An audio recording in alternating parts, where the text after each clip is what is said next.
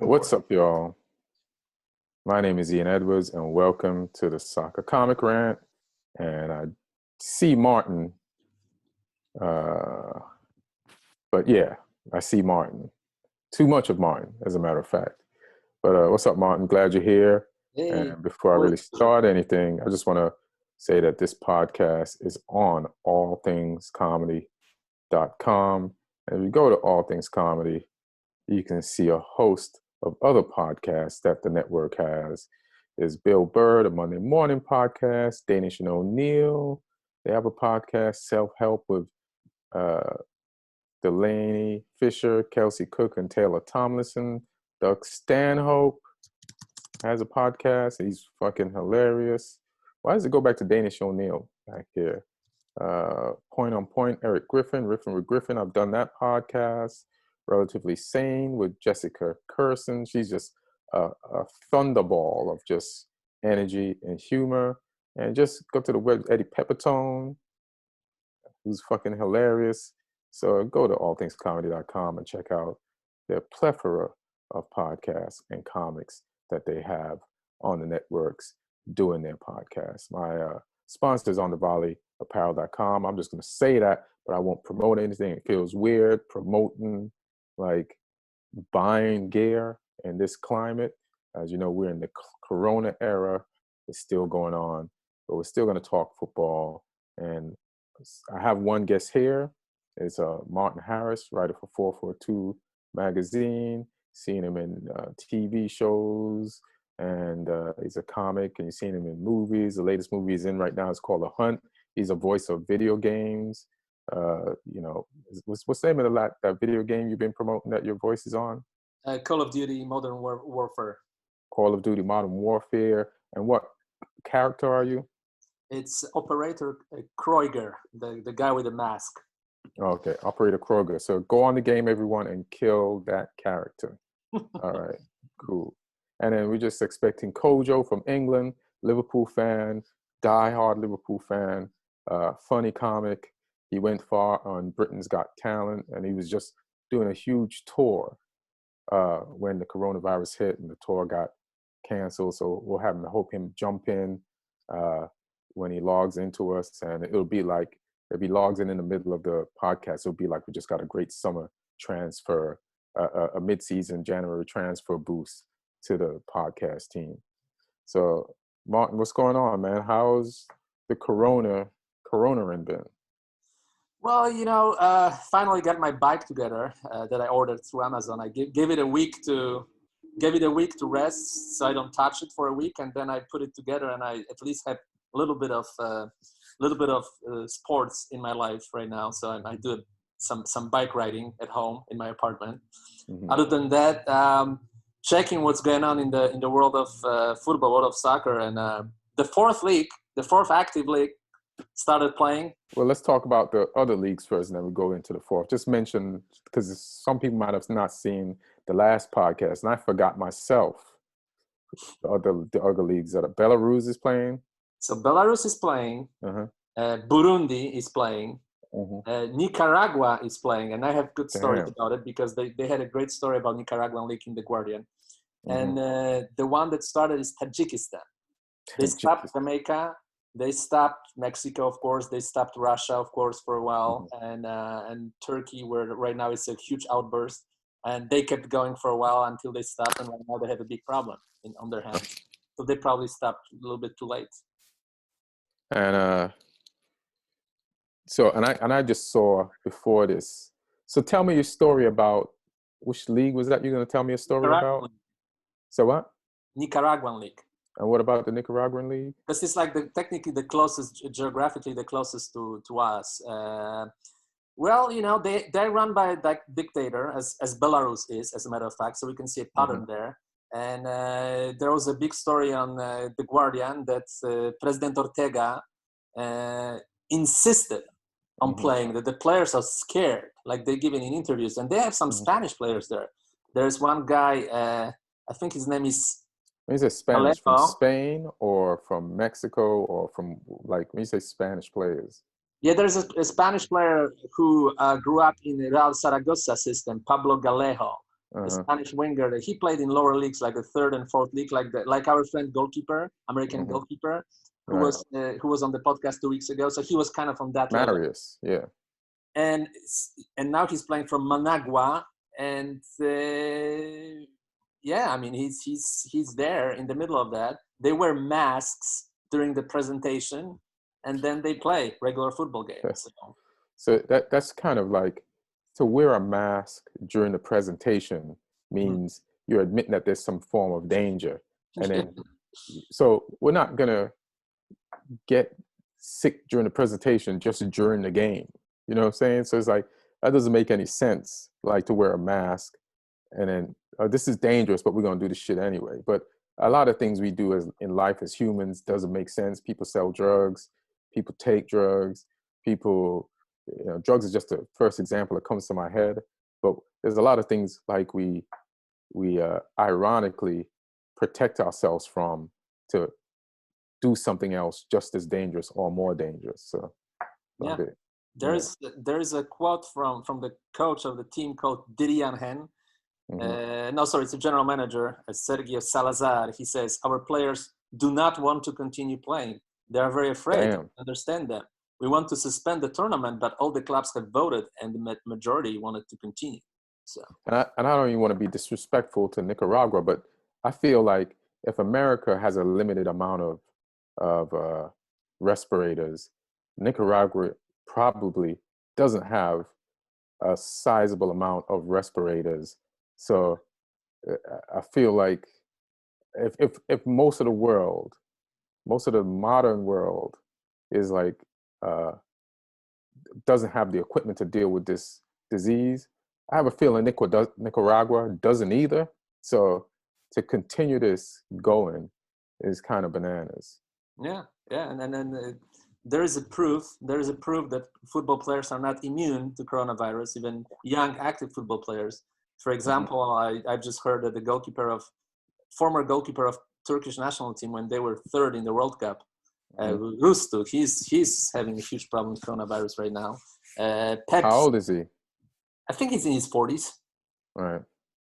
Pep Guardiola's mom died today from coronavirus, which Manchester City, they shared it on their social media asking for prayers. Shout out to Pep. And, I hope you had a great time with your mom and you both had a great life together. She raised as far as I know, an amazing human being, and who's contributed a lot to soccer. So, hey, man, Pep, pour one out for your mom, man. Yeah, and we see in the left corner, Radomir Antic, who used to coach Real Madrid.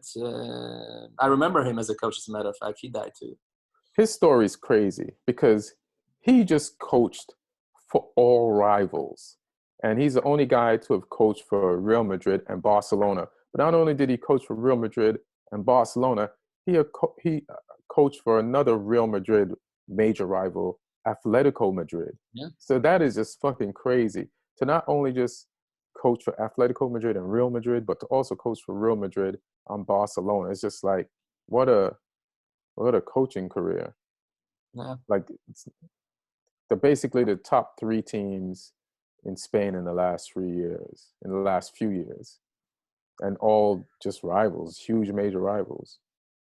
And he won the Champions League. He won the league with Atletico, right? I think so. Yes. In 1995. Atletico, in 96. So which is 95 too. 95 going into 96, yeah. Yeah. Because they played Polish team in the Champions League and they beat us like 4-1 in Lodz. I remember there was one of the first games that I kind of followed as a writer when I was 17 at the time, and I started writing. So I remember so I was super excited. They came to Lodz and they kicked our butts. Diego Simeone scored 2 goals for them. So yeah, that was a very, very good team. Oh, and he coached Diego Simeone? Yep. Oh, so probably some of the things that, he taught Simeone. Simeone is like using that right now for Atletico. Oh, yeah, so, all right. Very disciplined, very very defensive oriented. Very organized. That was a very, very strong team. Oh, okay. So all right. So Simeone get it from Antic. And then here I'm looking at this. Bayern Munich were among a number of Bundesliga clubs to return to training for the first time since the campaign was halted by the coronavirus pandemic. So let me just read this. The champions trained in groups of 5, but without any contact, as did Borussia Mönchengladbach and Wolfsburg. So that's just funny. So you train in, and look how separated everybody is. But I guess it's something. But when you play the game, this is a contact game, but you're training without contact. And again, it's like, is this worth it? No, I assume they were all tested before. I don't know. I mean, I assume, because if there's one player that's got that, it's already proven scientifically that you don't have to cough and other people to get it. All you have to do is touch their things, or even sneeze or talk loud. So I assume they were tested. Otherwise, we'll be endangering other people, and not just players. Somebody had to bring those posts and goals, and and you might touch them. Plus, players spit a lot. Yeah, you know what I mean. Like on the pitch, you slide into that, or you fall where somebody spits. It's just too complicated. As a disease, this is like almost like perfectly designed to disrupt life. Mm-hmm. It's not like this thing that has there's diseases that have a higher cure rate, but those diseases just don't have as big as disruption rate as this disease, because this disease is like it tells you, hey, you could be asymptomatic. So then even if you don't have the symptoms, you could still give it to people. So then you can't be together. It just prevents any form of like people getting together on any level. And I don't know if the players are going to be away from their families now. They're just going to be in a group amongst the players. Like, how big is the space in the locker room? And isn't that weird? And you're training a team for a contact sport, but they're training without having contact or being within touching distance of each other. And then I'm like, how much are they really going to stick to the distance in these photos? Like when they get to the locker room, they're going to be like, fuck it, I don't got it. You don't got it. Let's, but, and then you have to, and the thing is about the coronavirus test, like if you get tested and you don't have it, you're negative, on your way home from getting tested negative, you can get it. You know what I mean? Because you could touch something and get it. So so then you could contaminate the rest of the people who don't have it. Yeah. So I think it's premature. I know that in Germany they're handling the coronavirus very, very, very well. I think they have the by far the lowest death ratio, because obviously you can't control everything. So they had a lot of people having coronavirus, but I think the way they control the spread and the very small death ratio is something that even scientists started to study. Why Germany handled it so well. So did, I think, Singapore. They came up with this idea. Yeah. I think so did Singapore. Like when people came back into the country, they would like test their temperature, spray their luggage, like file them. It's just so orderly. They have like a filing system for everybody so that they can like trace and follow stuff, and it's just more organized. We could take some lessons from them, and they have strict rules and people have to follow them, and contamination is low. Mm-hmm. Yeah, and I just got a message from Kojo. I don't think he's going to join us. Nice. He said, bro, just lost one of my boys to Corona. Then he sends me a picture of this guy. So I'm not the only ones. People are sending you pictures. Yeah, so somebody he knows just... That's sad. Just went out, yeah. Prayers for his family. So I doubt he'll be joining us, yeah. Yeah. Boris Johnson, he was taken to intensive care. You know that? Prime Minister of Great Britain. Yeah. That's crazy. Yeah, like yesterday he went to the hospital, and then I guess today he went into intensive care. And he's like, he is coronavirus victim age. So like somebody that age, you don't want them to. And he doesn't look healthy. Before I was looking at him, like videos and pictures of him, and I was like, this guy looks like Gary Busey, and England has Gary Busey as their goddamn prime minister. But now he's in the hospital. So, and I heard that he didn't take the disease serious before. No. So now I hope he survives it and then gets out. Like, hey man, y'all gotta take this serious. We gotta lock this shit down, because having it and having to recover from it. Like there's people that didn't believe in it. Now they're like, oh shit, this is some real shit. Yeah, absolutely. I think they have a huge problem right now in England. And well, it's not like we don't have in the United States, we do as well. But it looks like in England, especially in London, they're having a major problem right now. So, right.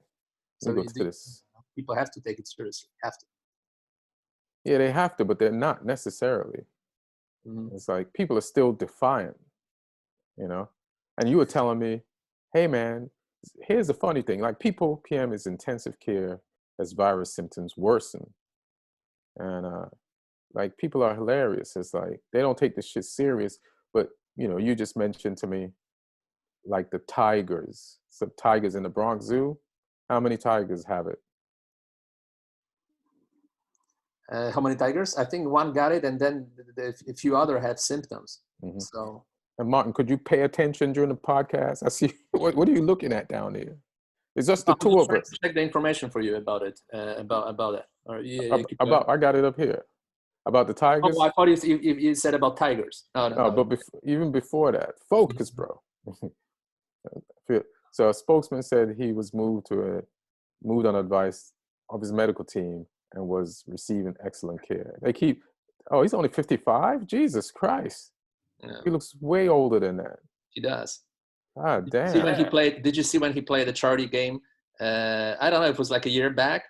And we can find it on a video. And he tackled some famous Spanish player. Oh yeah. He tackled him in his balls and caused like an injury because he lost control and he headbutted his balls in a friendly game. Right. People were having a laugh about it, That is funny for a prime minister to do that. Last night, on the advice of my doctor, I went into hospital for some routine tests as I'm still experiencing corona symptoms. I'm in good spirits. Like he didn't write that. Like he looks sick here. So now that he has a coronavirus, he doesn't even look as good as this is. And this is not great. But, I guess he's the leader of a country. So you have to keep up like a strong appearance. But yeah, sorry, that's some shrimp I was cooking. Oh, good. Yeah, it's just I just had to like look it up. So then this is one of the things I wanted to talk to Kojo about. So Liverpool apologizes, or the league leaders reverse furlong decision and apologize to fans. So I think Liverpool was going to like release some of its workers on furlong and let the government like pay them, like I guess unemployment, and then make up the rest of the wages. And everybody, including Jamie Carragher, Martin again, is not looking at the. What are you doing? I'm looking. Don't look. Talk to me. We're having a conversation. Why do I have to beg you to talk to me when there's just two of us?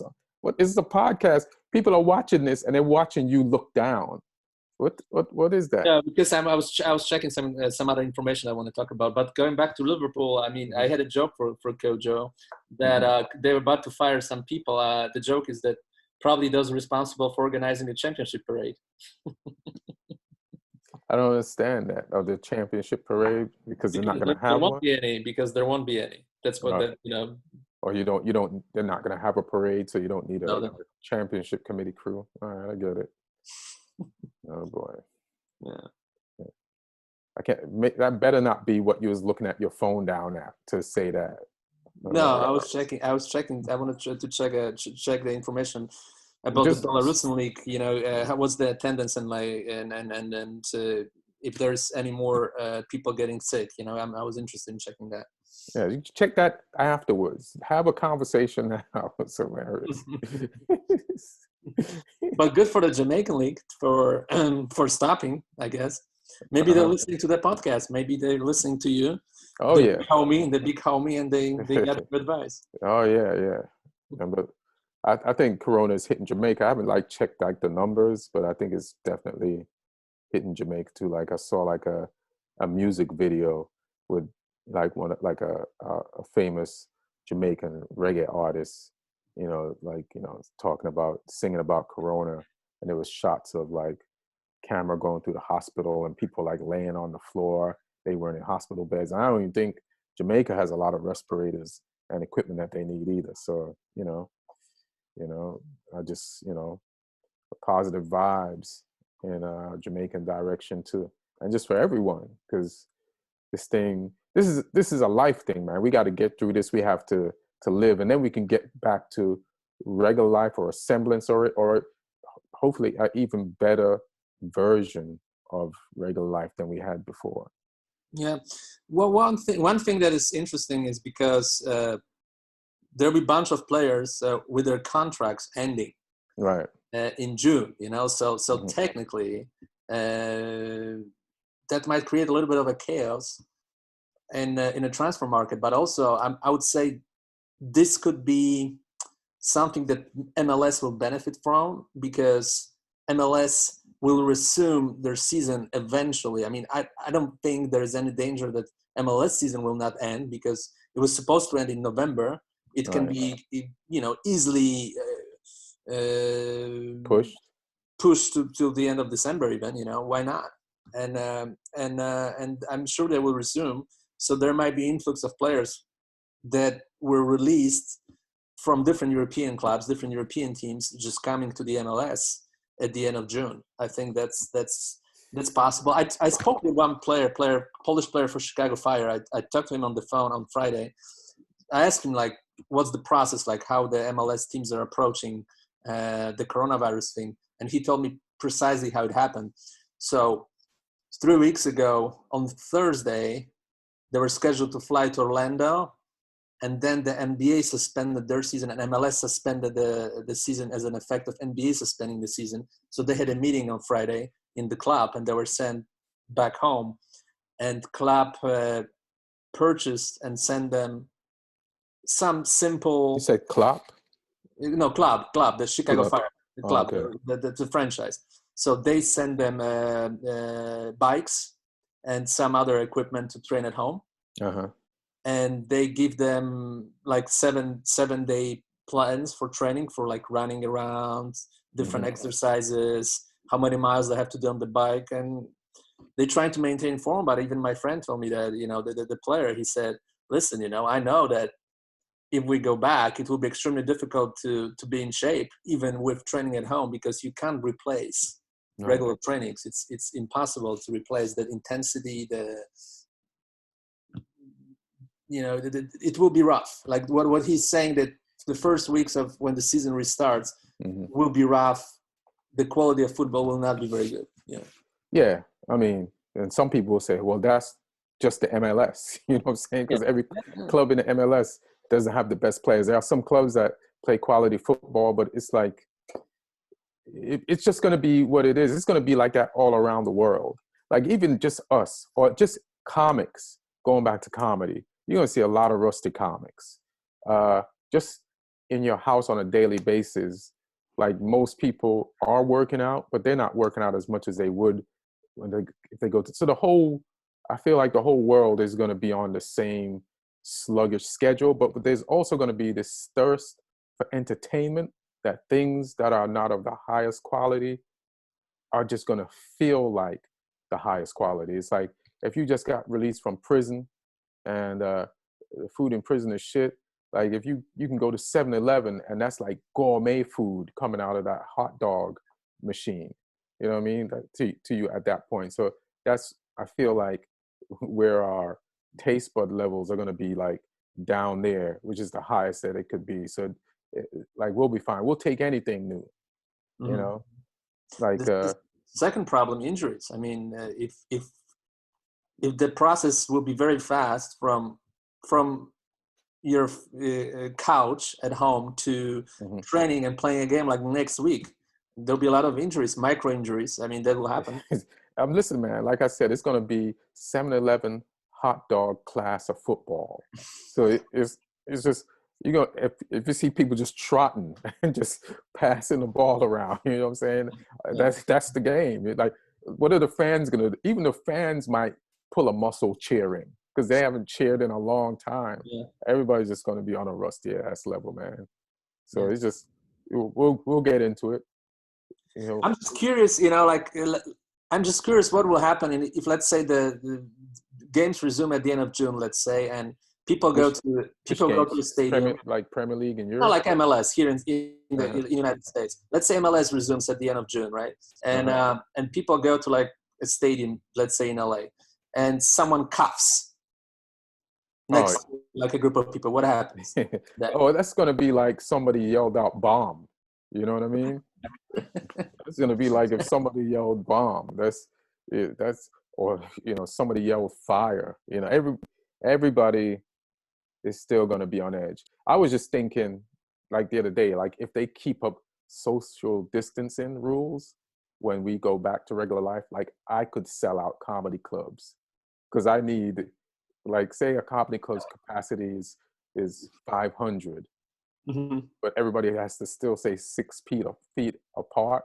That means I really only have to get 100 people in the club to sell it out, like because that's 100 or 50 people is capacity. So I'm gonna be killing it out there, y'all. So get your tickets. They're gonna be going like hotcakes. You know what I'm saying? Because there's not gonna be a lot of room to fit everybody. But what if you have someone in the front row that is coughing towards the stage the whole time? That's like heckling, so you gotta leave. You know what I'm saying? That's like being heckled. You gotta leave. You know what I mean?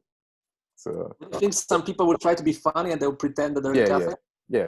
I had a friend, this comic. He didn't do this to me, but he just like would go up to other comics and be like trying to hug him. He's like, "Come on, man, it's not serious." And you know, the other day he started panicking and he went to get a test. But there's idiots that will like try to play prank. It's just not it just ain't the time to be pranking about that or joking about that. Yeah. Even the one guy that was thinking that coronavirus is all a hoax till the very end. 2 days ago, I'm talking about our friend Sam. 2 days ago, admitted on Twitter that he was wrong. Sam who? Sam T. Oh, Tripoli? Oh, he did? He did. Oh, shit. What'd Sam say? Because he's a conspiracy theorist. What did he say? Yeah, he was wrong. That he's taking an L on that one. Oh, shit. Yeah, because I'm like, listen, all these major companies around the world are losing money. This has to be real for this to be happening, because they would never shut down the NBA. Like every business, life as we know it, only something real could do this shit. You know, only something real. Like, yeah. And I'm just looking at the actions of people who are just only driven by money, shut their shit down. And I'm like, oh, okay, this is, yeah. Once I saw that, I was like once they stop football in Europe, football is life, you know, and that brings me to, you know, Sunderland Till I Die. You know, you told me to start watching a documentary so we could start talking about it on the podcast, because we have to have, you know, some sorts of things to talk about. And so if anybody's watched the Sunderland Till I Die, I'm up to episode 5, and it's like, to shut something like that down, that means so much to people. Like football is literally people's life. You know, the way the documentary started in church, and most of the sermon was about the team and God helping its players. And that's going on for every team in every church, in every town in England. You know what I mean? And it's just like, that's when you know this shit is serious. How could you think it's not? Yeah, and you're watching first season. I finished second season, and I'm not gonna put any spoilers, but well, let's talk about the first season first. Okay. You know what I'm saying? So you risk less of a chance. Like, you know, why would you want to jump to the season that I haven't seen? Because the first season I've seen like over a year ago, but oh, okay. So I get that. So you want to talk about the season that's fresh in your mind? No, it's not even about the season. It's just a general thought. The way it was shot. So I'm not gonna give any spoilers. Right. But I just made a little experiment. I was watching the second season, and they're in the second season. They're in the League One, and so it's like the third division, which is pretty much. Oh, you just gave it away. You just gave it away. That means they went down. Well, I mean, everybody knows who went down. I mean, actually, I didn't. Actually, I didn't. In the standings, everybody knew that. Oh, fuck! You just ruined it, Martin. Thank you. Appreciate that. Go ahead. Okay, so the way it was shot, when they observe players' lives, and some of those players you've never heard of, and a lot of them you never heard of, and nobody heard of, or very few people heard of, on the scale of the word Netflix audience is. I saw that, like when they were filmed for the second season, and there are those heroes, and play such an important role on the TV show that is popular. Then you go on social media, and they immediately become popular players, even if some of them never played above the third division. And people are talking about them, like Messi or Ronaldo. Yeah, some of them now become, because it's an international. Netflix is international.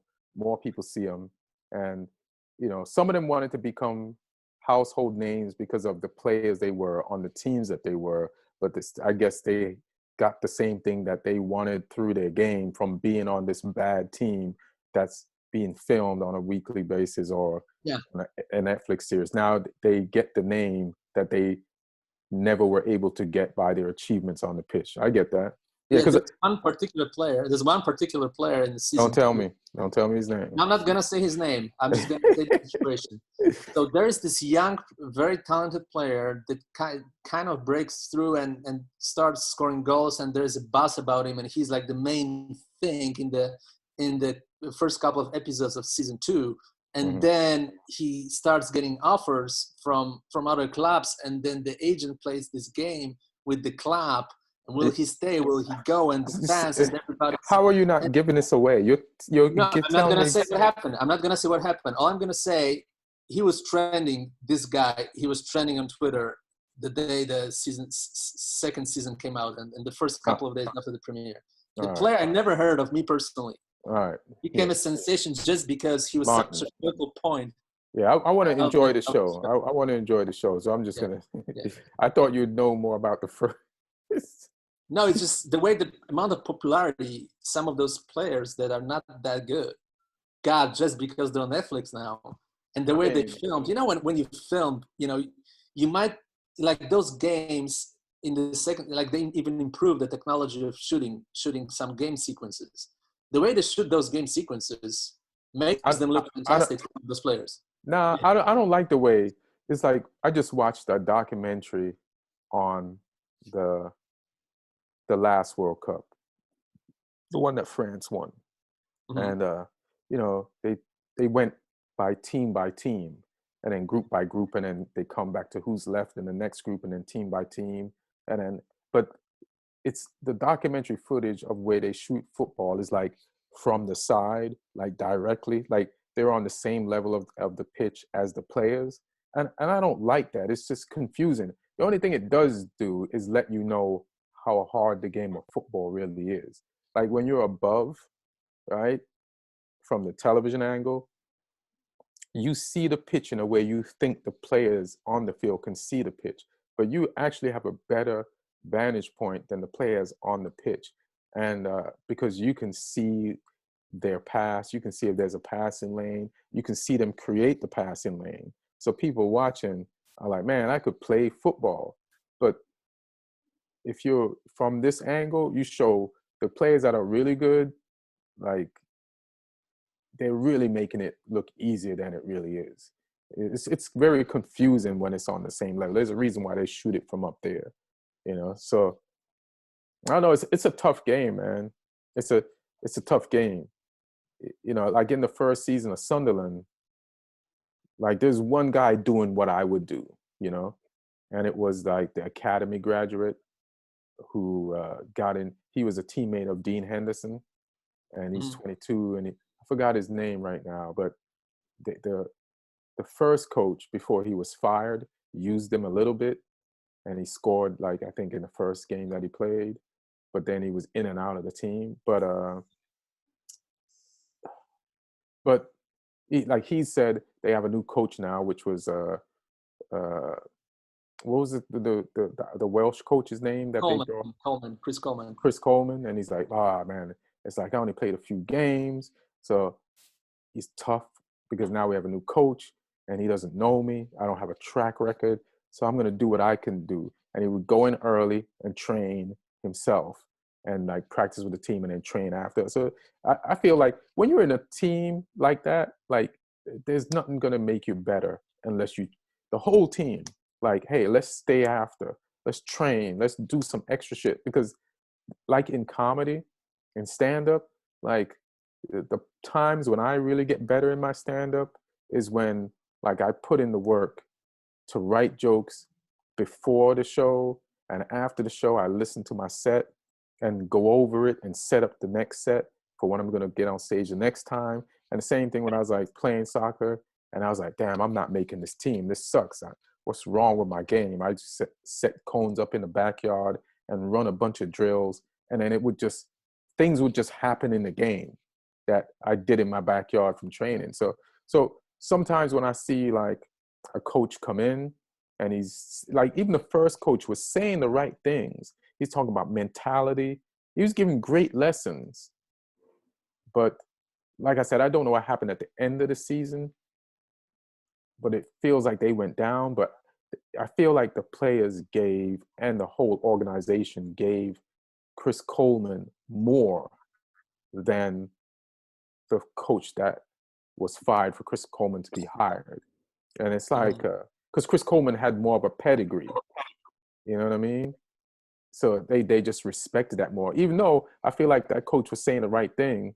But at the same time, you have to, no matter who you are, you have to figure out a way how to motivate your players and to make them want to do some extra shit to get to the level that they want to get to, or that you need them to get to for the team to succeed.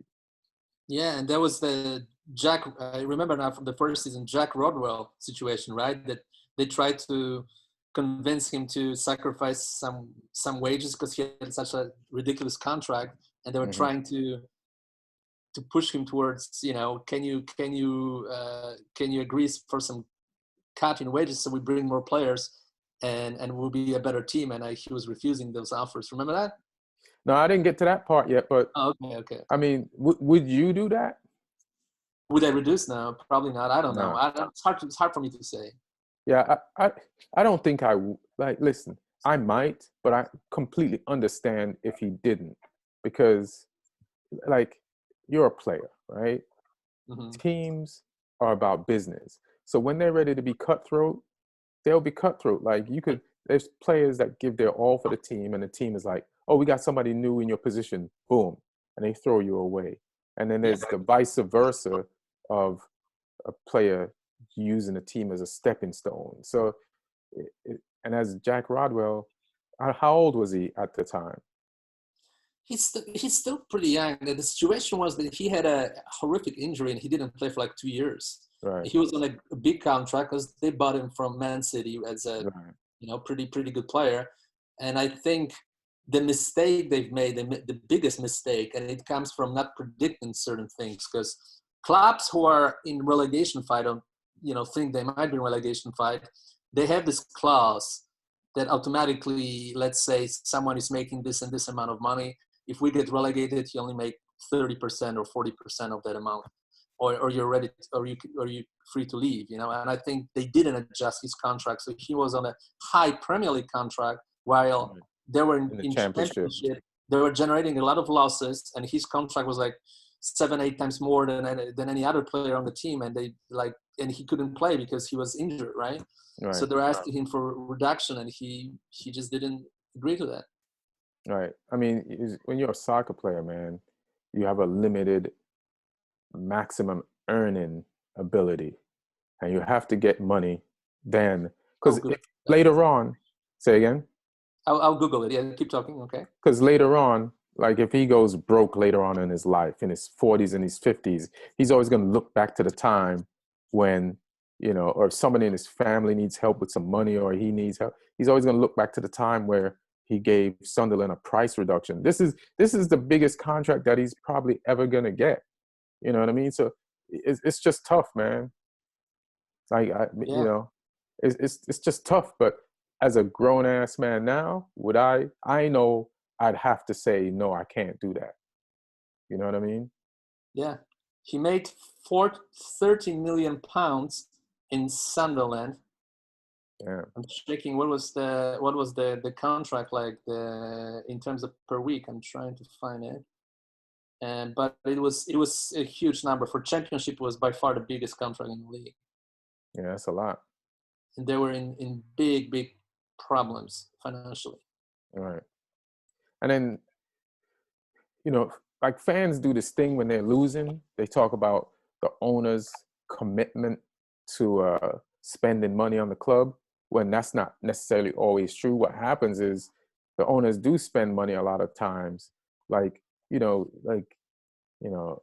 with Man U, they like, the Glazers are taking money out the club. They're not putting money in the club. The Glazers have the Glazers. Is it Glazers? Yeah, the Glazers have put money into the club. In West Ham case, like the fans are upset, but you know, West Ham got a new stadium and they did spend a lot of money on players. The problem is when you spend the money on the wrong players. You know what I mean? And then you fire coaches and rehire coaches.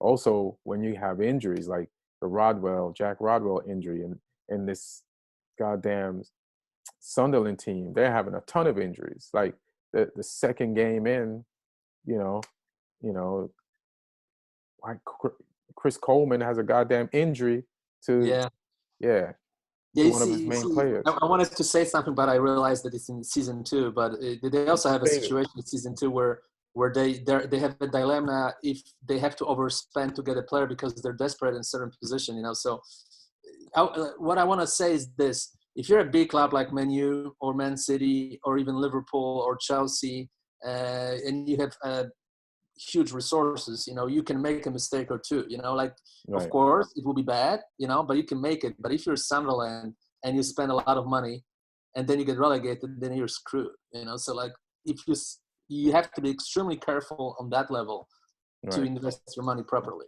because if you make a lot of mistakes, that will keep coming back and biting you in the ass, you know. Like if you're Man U and Chelsea, you can make mistakes and you're not gonna pay for them such a price as Sunderland and some other teams. I mean, yes and no, because then if you're Man U or those other top teams, you don't end up in Champions League. So you're out of another league, and you don't make, I don't know what the FA Cup money is. You're not in that as long as you need to be, and so I mean, it's all money. But yeah, you know, you have to make the right decisions. One thing I like about Liverpool is they're buying players mid-season. You know what I mean? You know, like they got Minamino in, and you know, something that Chelsea did with Pulisic, like they bought him to get him the next year. And Man City did that with some of their players too. So there's ways to do business in advance so that you're not stuck up against like a transfer window deadline and overpaying or not doing the due diligence and see if this person is the right player. Like there's ways, like some clubs have shown some innovative ways to do business in advance, you know what I mean? And then also, why is every club just so scared to use their youngsters? Like why you have an academy if you're not going to use some of these young kids? They just would rather, clubs have a bad habit of like, let's buy something instead of check out some shit that we got. Yeah, you know, with the youngsters, there's another problem, you know, because once they're, you know, start performing and scoring, then and they're not secured on a long contract, then a situation happens. That's why, you know, if you get to the second season, you will see what I'm talking about. They have a situation like that, you know. So for those smaller clubs, the thing is that they have to be very fast in recognizing their own talent. and locking them down on the long-term contracts, so that they don't get bought out once they have this outburst of form, and others can see that right away. And that, so they have to secure them long term instead of on short-term contracts. Yeah, it's. I guess one thing the documentary shows, it's a lot of business running a club, man. It's a lot of business. You have to be smart. You have to use your instincts and tune into yourself and take chances, and the right chances, or else you're screwed. And sometimes everybody's wrong when you're right, and sometimes you're wrong when everybody's right, and you have to know when those moments are, because those are key moments in the history of the goddamn entire football club. So yeah, and I can anticipate what the third season will be about, because after watching the second one, obviously I checked the standings, and I read a little bit where they're right now as a football club, and well, they're not doing well. So right. they're not doing well at all. It's where they're doing where they're doing well. They're turning me into like a Sunderland fan, as far as having Sunderland as like Sunderland's like the girl I have my eye on. You know what I'm saying? I'm all Man U, but I would never cheat on Man U with Sunderland, but because I know of their history, like eventually when they get their shit together, and if they come up to the Premier League, I'll be like, rooting for them. You know what I mean? I'll be right now we're in the middle of the standings of League One. Don't tell me anything, bro. Don't tell me anything. It's common knowledge. I'm not looking it up on purpose, Martin, because I want to be surprised when I watch the documentary. Yeah, I'm not looking it up. I didn't. Yeah, I always want to watch the documentary. There was no reason for me before to be like, let me see where Sunderland is in the table, before watching this documentary, or to see what the history of Sunderland is. Yeah, I actually pay attention to those leagues because there are some historical teams in them, and I knew where they are. I mean, yeah. I knew all along. Right. There's nothing but historical teams in the championship. Like Middlesbrough is down there, Leeds is down there. This is League One, that's huge. League One. Yeah, but I'm just talking about the championship, and even I'm just saying, like, there's so many historical teams in down just the table period, like in the different leagues. Like you're like, damn, you remember when? There's so many remember when teams. Like, the first original team that I supported before I became a Tottenham fan. As a kid, I was supporting Nottingham Forest, and then they're out of the Premier League for, I think, right now, 15 years, something like that. Yeah, I know. Like teams and they used to win Europa Cup twice in the 70s. They won the European Cup, like what is right now Champions League, with Brian Clough as their manager. For 2 years, they were the best team in Europe. Yeah, it's a huge ass name, and they're down. You just wonder, man, it's just crazy. Yeah, by the way, that's how I got into Premier League and British football. That's how I became a fan. As a kid, I'll tell you this, it's a kind of funny story. So as a kid, growing up in Poland, we had this TV show in the late 80s that everybody was watching called Robin Hood, the original Robin Hood TV series. And they were in Nottingham. Sheriff of Nottingham Forest. Yeah, and then I saw that there's a team called Nottingham Forest, and I started supporting them. I have a confession to make. So when we used to get the league in Jamaica, like the British League, right? Every Sunday they would show the Tottenham game. Yeah. So, and then they had Garth Brooks, Ozzy Ardiles, Ricky Villa, Glenn Hoddle. So for the early teenager, I'd watch Spurs game every week, and I'd root for Spurs. Like they didn't show anybody else. It was just Spurs. Like that, like if you talk to a lot of like older Jamaican people, like Spurs is probably their team. And it's before the Premiership, and what the Premiership has become is just growing up. So, that's why I know so much about Spurs. And then there was a gap when there was no games. And then when I moved to America, and you didn't see anything. So then I was into the MLS when it first started. And I had like all the MLS magazine books and stuff like that. And then then they started showing, I think it was on Fox, like a highlight package from definitely the Premiership every week.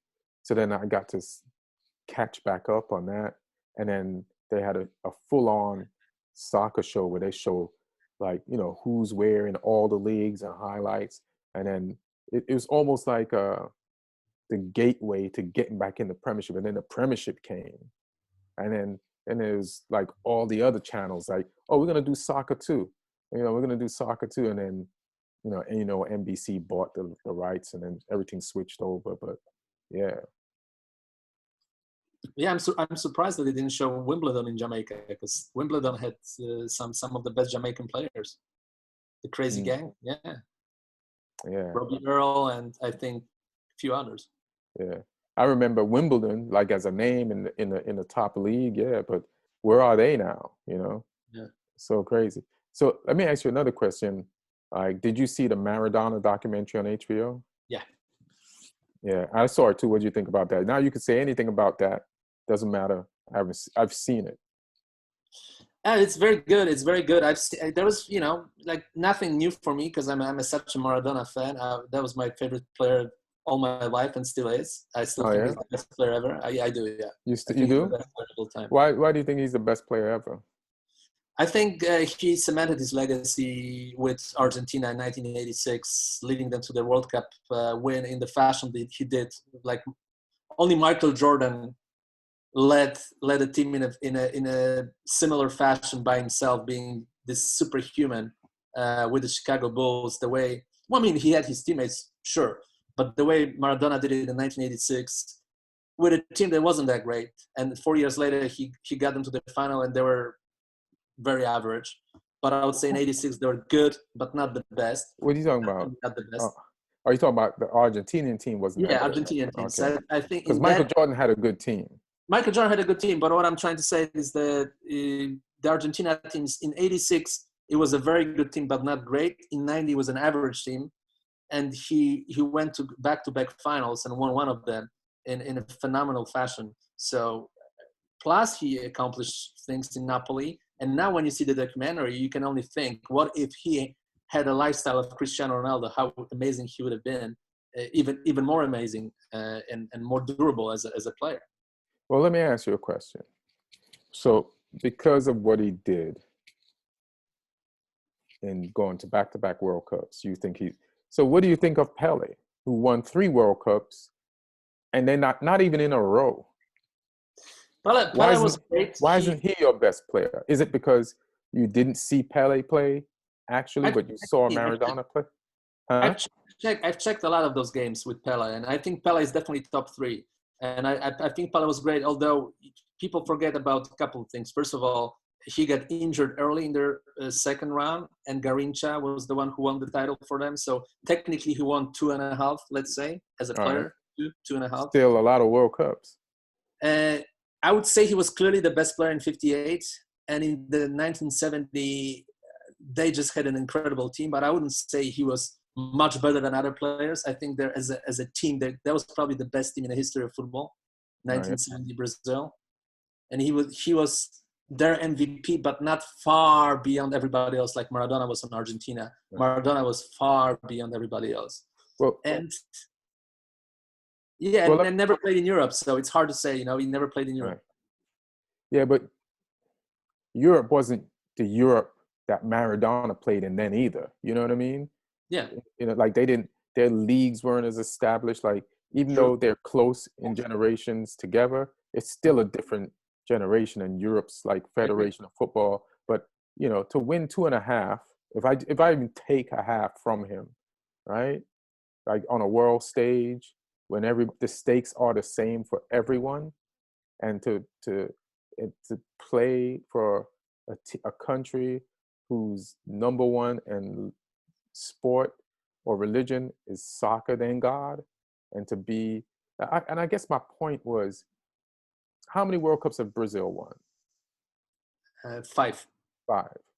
And after he stopped playing, it took them a while to win the second one. 24 years, yeah. But so that shows you how good. And so he played in 4, won 3, then it took him 24 years to win the next one. That shows how. Yeah, but I'll tell you. Yeah, I agree. It's a good argument. I'll give you a counter argument though, and actually, yeah, it helps the Pele's legacy a little bit. Because I watched World Cups religiously at the time as a kid. That was like the biggest thing for me. I watched every game. It was like this. And Brazil had the best team in 1982 and 1986. They had the best team, but they wouldn't shoot. They would. In 1980, they were by far the best team, and they lost this one game to Italy because instead of Gentili trying to, they lost 3-2. Rossi scored 3 goals, but the mistake they needed only a draw to qualify for the next round, which was the semifinals, and they still played to win, and just Italy counterattacked them and won the game, and they didn't even have to win the game to advance to the semifinals. So they were very naive in terms of they didn't have that. Not even discipline. They weren't smart about it. Let me say that. In '94, when they won the World Cup finally after 24 years, they arguably had the worst team. That's the one they won in America. It was a very ugly game. Yeah, and they won on they did it penalties. ugly way. They did it very ugly way. And a lot of people in Brazil didn't like it, even them winning that way. So it was interesting. But they played this more economic football, conservative. They lacked flair. It was Bebeto and what's his name? Start with an R. Romario. Yeah. It was the most they won the World Cup, but you know what I mean? They only World Cup ever. 1-0 semifinals and 0-0 in the final. They scored went to penalties. In the last 2 rounds. Yeah. But that's my point. That's how good Pele was. He was good. Yeah, he should have gone to 1974 World Cup. There was the worst World Cup performance for a while was 1974. That was his last one. No, his last one was 70 when he won. Then he retired from international football. Right. But he was still good enough to play 1974. He was already in America, but he was by far the best player in the league here. But he was still good enough to play for Brazil. And Brazil finished 4th in that competition, and Poland beat them for the 3rd place. And they were just not very good. I mean, they were underwhelming. And maybe with Pele, if he could have won in 74, that would be a different story. Right. Yeah, but I just think when people, it always blows my mind when people put Maradona ahead of Pele. I'm like, if you say it's all down to a World Cup, not you, but and he won 3, how is somebody with 1 ahead of the guy with 3? And it's like he scored even in the first one. You said Garrincha, Pele still scored in the final, right? Of his first World Cup. No, the first he played all the games. The second one he got injured in the second game and he couldn't play. Right, and then in '66, this is how good Pele is. In '66, when England won, thank God. I love Pele, but he got fouled and injured, and he couldn't continue playing in that tournament, and that's when Brazil lost. So that's how much he means to Brazil, and that's the tournament that he lost, the one that he got fouled out of. You know what I'm saying? And then some other team won. So was that Portuguese and Eusebio? Eusebio was like the Black Panther. So I think it was a Portuguese that fouled the shit out of him. But that's how good Pele is. Like, you have to literally take him out the game, not mark him out the game. Take him out. Send that motherfucker downstairs through the tunnel to an ambulance, and then you could beat the team. And that's, I remember American football, Giants, the year the Giants won the Super Bowl, I think in '86, we were up in a playoff game against Joe Montana, and we literally had to sack Joe Montana out of the fucking game because this motherfucker was going to win. That's how important he was. Joe Montana was going to make a play, and we rushed him. He thought he got away from the rush, and then somebody came from the blind side, and he ended up with grass in his helmet. And then I don't know if he continued the game, but he definitely had a concussion, and that's how the Giants won that game. Our defense had to stop that guy, and that's like Pele, man. Yeah, with Maradona, I was like the complete package. You know, the way he won the World Cup in 1986, the way he made Napoli relevant. You know, there wasn't a big team before and after for a long time, Maradona. But also his skills. You know, like the things he could have done with the ball. You know, like how he controlled the ball, how he was able to do, you know, like incredible things with the ball. But cocaine gives you a lot of confidence, so you shouldn't even be surprised that. No, I like his cocaine. You know what I liked about that documentary? His commitment to soccer and cocaine. Yeah, you know, because he did cocaine after the game on Sunday. So he did cocaine. So after the game on Sunday, probably I'm gonna mess up the schedule from Sunday to Tuesday, right? Then after that, it was no cocaine, pure discipline, training harder than anybody else, getting in shape for the game on the weekend. Then did the game on the weekend, back to cocaine. Cocaine till Tuesday. Then a ridiculous, crazy training regimen to put him in world-class shape, get the cocaine out of his system, and be an effective player. I'm like, God damn. So it's not like just effective player, the best player on the field. The best player on the field. So cocaine and hose Tuesday through Monday, Monday through Tuesday, so Sunday through Tuesday, Wednesday, boom, no hose, no cocaine, just pure football, and that's discipline. Yeah, but still, in this documentary, you can see both the bad side and the greatness. There's another documentary on Netflix that is actually pretty good. It's about him. It's something like the Sunderland Till I Die. It's just about him being the coach of the team in Mexico. It's a very recent one. What's the name of that one? When Maradona comes to Mexico, something like that. And it's a series as well. And then he is a train wreck on that one. Yeah, you can see like he's a complete train wreck on that one. Yeah. So that's pretty rough because that's his recent. I think he coached in Belarus as well. Oh damn. Yeah. He coached in Belarus like 2 years ago. Yeah. Yeah, he's not a coach. You know, he's just not. He's one of the greatest players in the world ever, but he definitely ain't no coach. I mean, I mean, to me, Pele is still the best.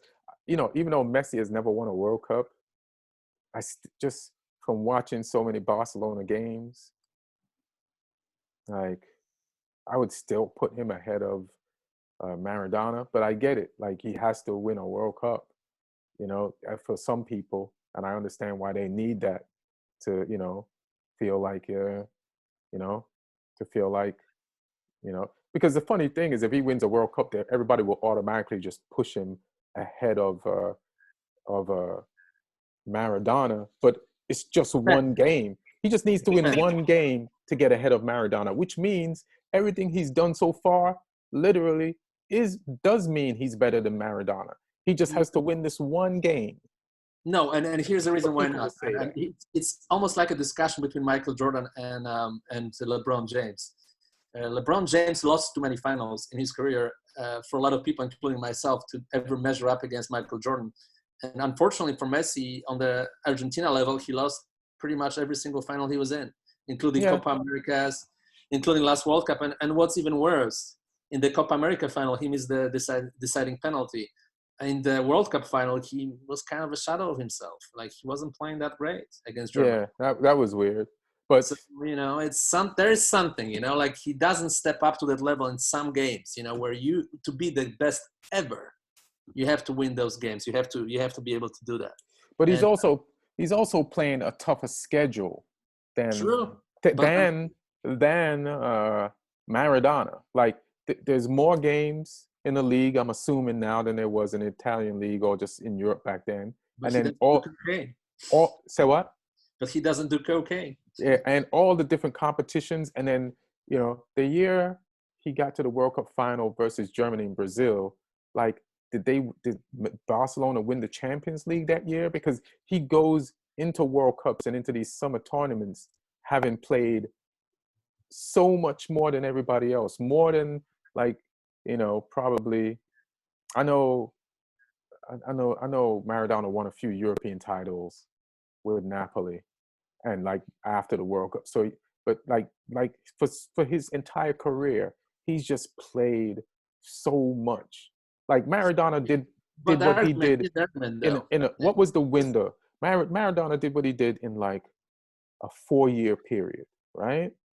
I would say 6-year period. 6-year period. How Messi's doing it in 10, and yeah, but still it was very good before that, and he was great in the early 80s. He had this big injury in Barcelona. But don't forget also one thing, that the sports medicine back then and sports medicine right now, it's a heaven and hell. Right. I mean, the way they can monitor players, they can monitor micro injuries and the supplements and everything. It's on another level right now, so it's easier for players to recover, from games and from playing more games. I mean, I agree with you. Just based on the Gomez injury for Everton, like for that motherfucker to come back in like 100 days from that injury, like I'm like, what? It took 2 years. For Maradona, almost 2 years to recover from the injury when the guy Goicoechea from Athletic Bilbao broke his leg when he played for Barcelona. I think 82. He missed almost 2 years. Right. It's I've just seen Messi do more, but I didn't have Napoli back then. I didn't have access to that. I wasn't even around. So it's tough to go for the thing you didn't see. Yeah, I supported them. I watched the games. They had Careca in attack, and they had Ciro Ferrara, who played later for Juventus. Right. Played into his late 30s. He was a young center back for them. They were exciting team. But it's good to see that, like, a person like Maradona was not, when he was playing for Napoli, he wasn't just a player, but he inspired his teammates to be better players too. And so when he was playing, he was complete. Like, he was a real captain. You know what I mean? He's just not like, let's make him a captain because he's the best player on the team. He was the total package. Yeah, and there's one more thing. I think even from this documentary, he comes out as a good guy, generally good guy, but like very naive. Yeah. Very naive, a good guy that he let people kind of control his life, like all those mafia people and those bad influence people. They kind of took control over his life because he was just naive and he didn't know how to say no in certain situations and to certain people. He didn't have that in him. He was very open, very. He saw everyone as a potential friend, not an enemy, right? And that kind of got him into trouble in Naples. Yeah, and then just his trainer, which like, I think it's very innovative. I don't know when personal trainers came into existence and being a thing, but to have one, to me back then, like, shows me how serious he was about football. And then but the trainer was like, there's Diego and then there's Maradona, and how he had to go back and forth from being one and the other. And shit, if I was Diego, I might not need cocaine, but if I was Maradona, I might need cocaine to handle the pressure of being Maradona. So it's just easy to say, hey man, I would never do cocaine. Like, you see those crowds, they just on him. It's just, how are you even on time for practice when there's 1 million people blocking your exit from your own home to get to practice? And these are your fans, they're on your side, but it's like, hey man, I need to get to the thing that you love me for. Like, could you get the fuck out the way and then sign every autograph and then win a game and then release the pressure afterwards that you put on yourself? It's just pretty crazy life. Yeah. The fact that he's alive is just a miracle, so fuck it. Yeah, but if you watch the documentary on Netflix, kind of miracle. Yeah. But the wheels came off the cart. Like, without even watching that, I've seen, Maradona in so much trouble in the news throughout my lifetime that I know, he's just, the thing is, he's the fallible saint of football. Because the interesting kind of a backstory that it's brought up in the first episode of the documentary is that he went to the club from the drug cartel town. Oh yeah. So it's almost like going back into some situation from the past. Right. He goes to like the most dangerous city in Mexico to coach their football club, where apparently they're very close connected to the gang. But all of them are. All of them are. How are you going to become the coach? Yeah, like you saw, like you watch Narcos or the 30 for 30 with the two Escobars, and like those football teams, like those, in those Latin American countries, man, soccer again, just like in Europe or other places, it's life. And even if you're a drug dealer, like you run a cartel, you're following this thing. Like drug dealers own teams in certain parts of like Latin America. You know what I'm saying? Pablo Escobar owned a team, I think, back in his day. So it's like he had the Colombian team come to his house. They played a game in his prison mansion jail in the mountains and shit. Like, so yeah, man, it's just if you're going to be coaching for a team that's in a Mexican gang hood and you're Maradona, yeah, they're going to want to meet you. And they're going to want to make friends with you. And one of the things they got is cocaine. And one of the things they know you like is cocaine. So, fuck it. And then if you're scared, you might do the cocaine. So, yeah. Definitely. Pele handled himself better after retiring, becoming like an ambassador for the game and very influential in a lot of circles. He played the game outside of the game better than Maradona. That's for sure. Yeah, that's for sure. But even he is not completely loved in Brazil for shit that he said. Like it's. I don't want to use. I was gonna pick an example of a comic who's like said stuff for the black community, and the black community took it in a wrong way. Like I feel like, yeah, Pele's an ambassador, but like he's pissed off like certain, like just regular everyday people in Brazil, with some of the things that he said, which I don't know if it's justifiable, but Ronaldinho is in jail, right? Yeah. Another interesting fella. I mean, bro. He's only 40 years old. He's in jail in Panama. Is it Panama? Yeah. And he's scoring goals in the prison team in the league. But that's like, who's your favorite player ever? Maradona. Yeah, like before Messi like emerged and was consistently, like if I was ever gonna be a player, like if I was like had the FIFA game and you could build your favorite player, like it would, because my favorite position is like midfield, and I like the beauty of like setting up a goal almost as more than the actual goal scoring, like that pass, that that play to create this thing that everybody's going to celebrate that this other person did. Like that's always been like my main love, like the midfield and doing something, like lighting the match and then letting somebody else throw the match on the bale of hay. So like so as a midfielder, loving midfield, like Ronaldinho is probably my favorite player of all time, like in his prime, like the way he played the game. And he has the World Cups, the World Cup to prove, to one, yeah. Yeah, he's got the one. And he scored a big goal against England in the quarterfinals. Don't remind me. 2002. Yeah, I remember. It's a free kick. David Seaman. Like, pay attention to the whole fucking thing. It's not a cross. It's actually a shot on goal. I think if England beat Brazil in that game, they had a chance to win the World Cup.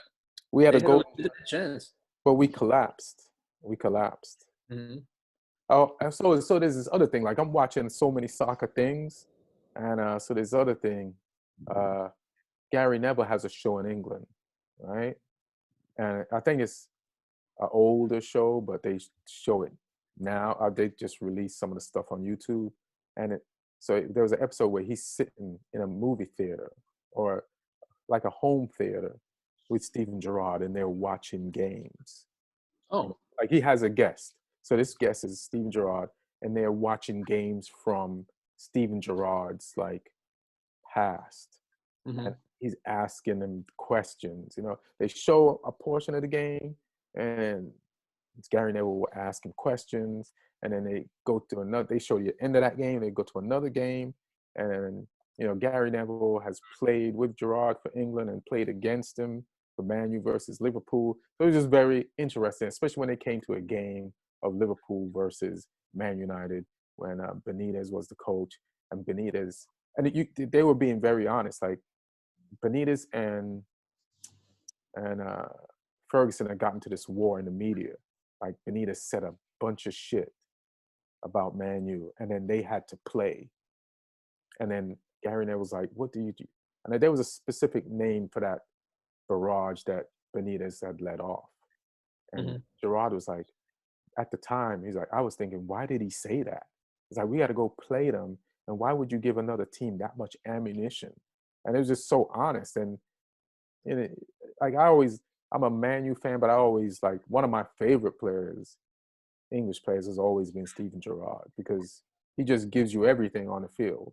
And being a midfielder, defensive, creative, passing, goal scoring, just everything complete. And yeah, but you remember we went to see Gerrard when he was with Galaxy. That was his last season. And hey man, why'd you always got to bring up the bad stuff, bro?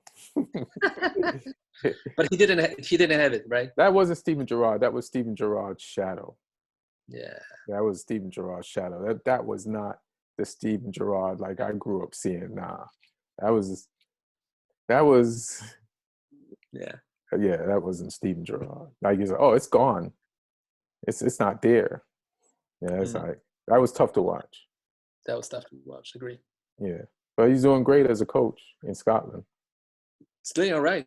I mean, they're relevant. They can win the title still. They're not the favorite, but they can technically win the title. Right. Rangers, for those who don't know, Glasgow Rangers, big Rangers. club. Used to be a huge club. Used to be winning titles in Europe, you know. And in the early 90s, before before the economics have changed, because like it changed dramatically from early 90s to late 90s, and especially early 2000s, where some teams got ridiculously rich.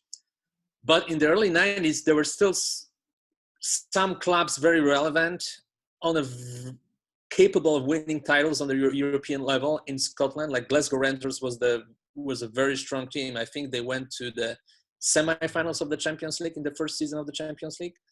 And the other teams were like Ajax Amsterdam, PSV Eindhoven, Benfica, you know, those teams, FC Porto, those teams were very relevant for all the 90s and early 2000s still.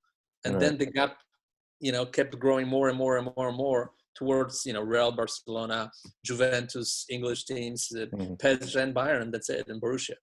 How did the economics change? Those other teams started making so much more money, you know, like you can't, like, I think the difference between Glasgow Rangers and even Manchester United, maybe Manchester United were 3 times as big. Right now they're like 100 times as big. Maybe it's because the Premier League became more of a thing, then the clubs get more money. Yeah. And, yeah. So then it's like investors, you know, big, huge billionaires coming to those teams, you know.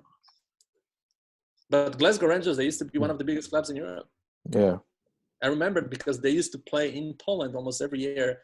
A Polish club was drawing Glasgow Rangers in the European Cups, and every single time Glasgow Rangers won.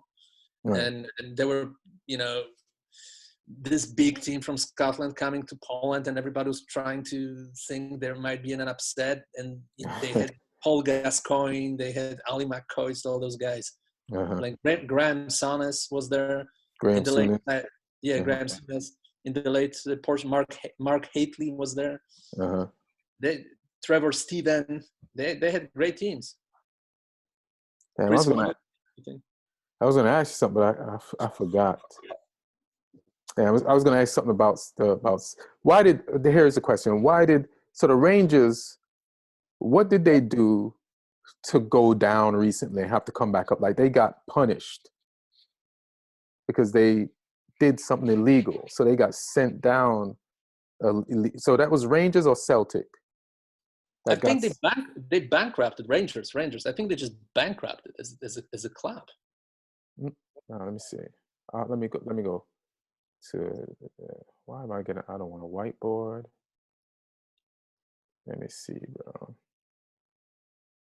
Let me just. Why did Rangers? Now everybody can see how bad. It says go into administration, so maybe you're right.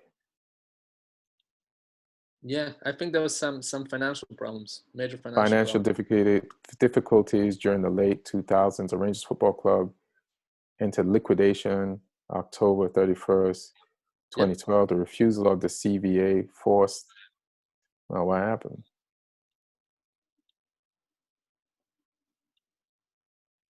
Forced the administrators to sell the business and the assets of Rangers to a new company created by. But was this after they went down?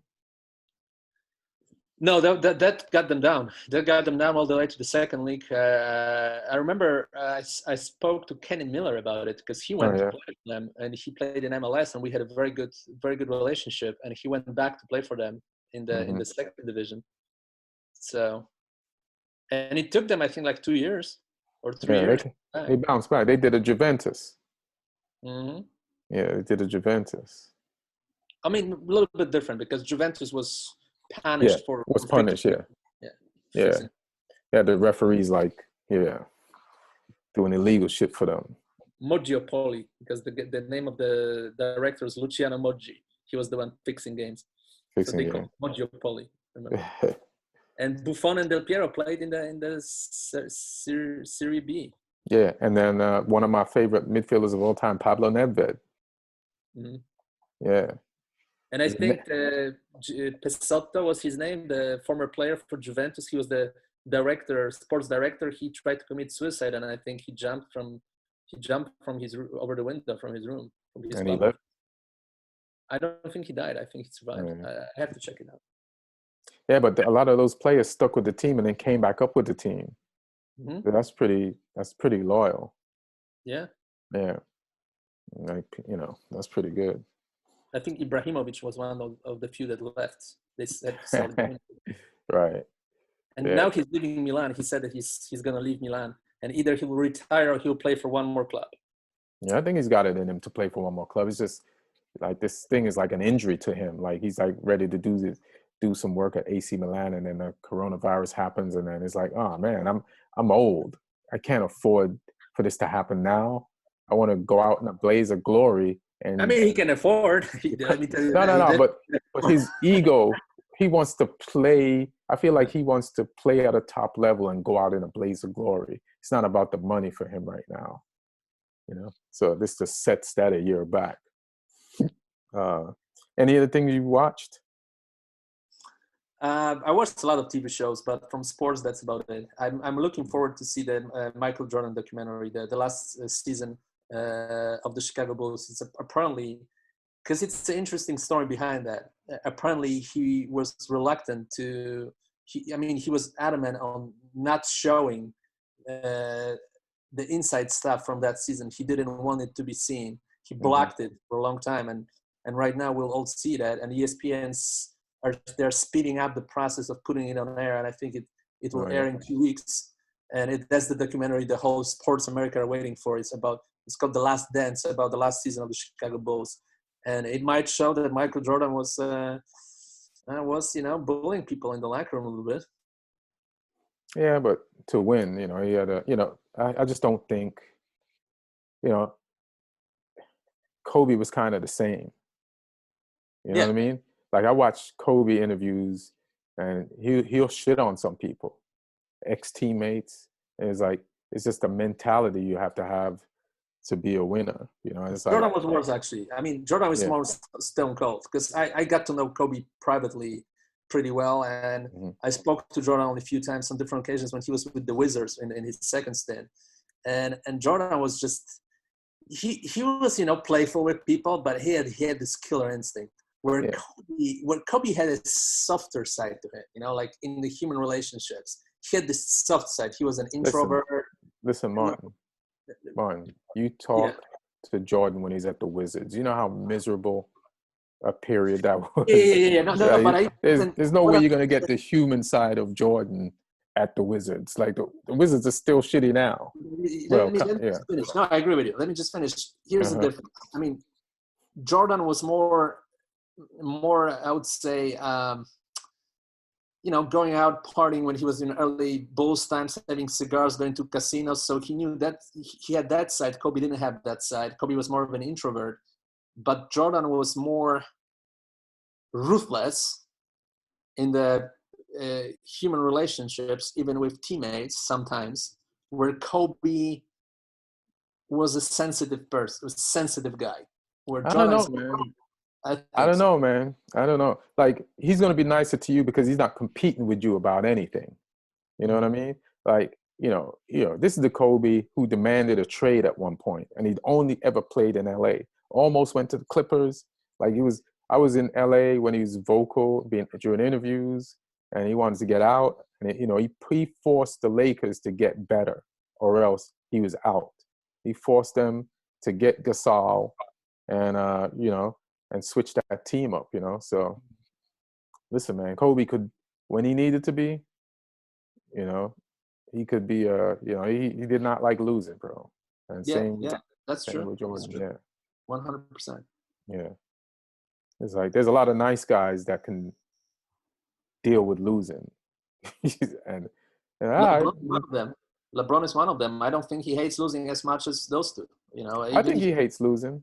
He hates losing, but I would say he's not at that mental level as Jordan and Kobe in terms of like taking to another level of. We don't know, but we also know that the world has also changed, and that the way you get people on board with your program is not like Jordan was doing what he was trained to do. Like sports was more run like a military organization where you yell at people. You're there because you know you're going to be yelled at, and you're there to do a job, and you just want to do your job. And if you didn't do your job, you accepted that you fucked up, and people would yell at you. Like, this is a different climate.